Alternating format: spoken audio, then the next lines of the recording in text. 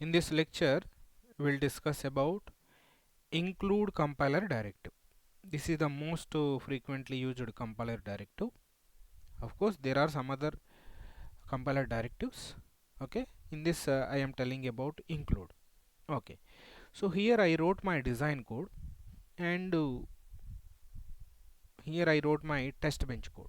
So in this code I want to include my design code. Okay, that is my intention. When you want to include, you have to use the construct like backquote include. This is the keyword.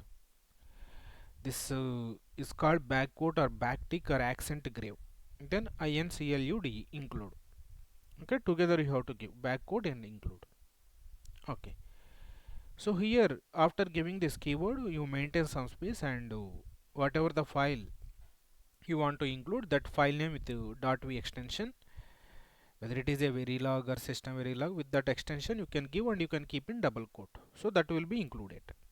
Okay, so to include some other file in some other file, or some part of the code in somewhere in some other code or file, so you can use this include.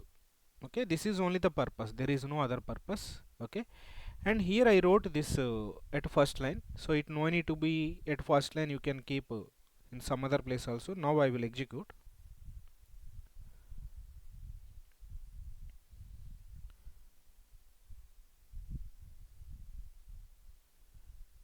So at first line I wrote, so it executed. I will change the position.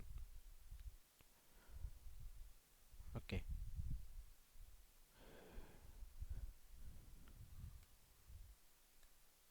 I will cut here, I will paste here.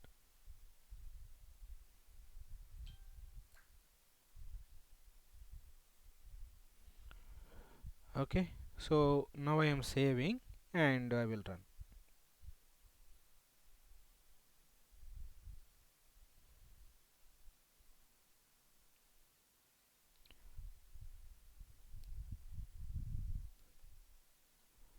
So now also it executes. So that position no need to be at starting, but it's as a good programming practice you can write at starting, and you should not include in the procedural block. So if you include in the procedural block, this will execute one by one, so that will execute at okay, so we should not include in the procedural block. Okay, suppose let us assume there are two design codes.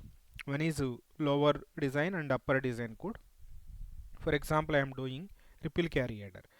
I wrote full adder coding, then I will write the triple carry adder I am writing in structural. So first I will write full adder, then I will write triple carry adder. Okay, full adder is a lower design code, and triple carry adder is a upper design code. I want to verify, so I will write test bench. So here, so we have to include two design files, both lower design code and upper design code. The two file names you can include in the test bench, or you can do another way. You include lower design code in the upper design code, and upper design code you can include in the test bench code. That is also okay, or you can include two files in the test bench itself. Like that also you can do. Okay, right.